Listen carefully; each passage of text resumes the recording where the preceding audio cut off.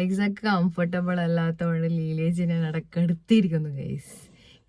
Welcome back to my YouTube channel. അങ്ങനെ ഞാനും ഐസം മോളും ലീലേച്ചും കൂടെ ആദ്യമായിട്ടാണ് ഒന്നിച്ച് ഭക്ഷണം കഴിക്കാൻ വേണ്ടിയിട്ട് പോകുന്നത്. മോള് ഹോസ്പിറ്റൽ ഭാഗമായിട്ട് ബന്ധപ്പെട്ട് മാത്രമേ നമ്മൾ പോവാറുള്ളൂ. പക്ഷേ ഒരു ഔട്ടിങ് ആൻഡ് ഷോപ്പിംഗ് എന്നുള്ള രീതിയിൽ നമ്മൾ ആദ്യമായിട്ടാണ് പുറത്ത് പോകുന്നത്. കാരണം നമുക്ക് മോളെയും കൊണ്ട് ട്രാവൽ ചെയ്യാൻ താല്പര്യമില്ലാത്തത് കൊണ്ടല്ല, പക്ഷെ ബുദ്ധിമുട്ടായതുകൊണ്ടാണ്.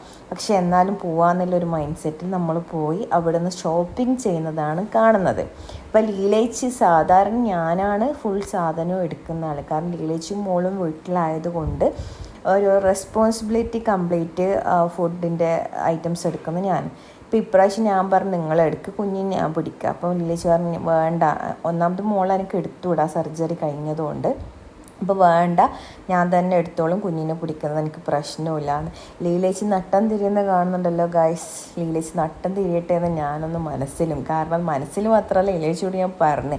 കാരണം ഞാൻ നട്ടം തിരിയിട്ടാണ് ഇത്രയും കാലം സാധനങ്ങൾ എടുക്കുന്നത്. അങ്ങനെ സാധനങ്ങളൊക്കെ എടുത്ത് ഫൈനലി ലീലേച്ചി എടുത്ത സാധനങ്ങളാണ് നമ്മൾ കാണുന്നത് വണ്ടിയിലേക്ക് വെക്കാൻ പോകുന്നത്. അതിന് ശേഷം നമ്മൾ ഹോസ്പിറ്റലിൽ മോളെ ഒരു സ്റ്റിച്ച് എടുക്കാനുണ്ടായിരുന്നു. അപ്പം എൻ്റെ സുന്ദരി പാത്തുമ്മ കിടക്കുന്ന കണ്ടല്ലോ.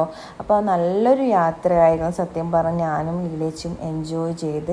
ഇവളെ സെൻട്രൽ ലൈനിട്ട തുടയുടെ ഇടയ്ക്കൊരു സ്റ്റിച്ച് ഉണ്ടായിരുന്നു.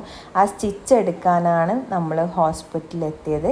സുന്ദരി പാത്തുമ്മ നല്ലോണം കണ്ണെല്ലാം തുറന്ന് ഞാനെന്തിനാണ് കിടക്കുന്ന അറിയാതെ കിടക്കുകയും.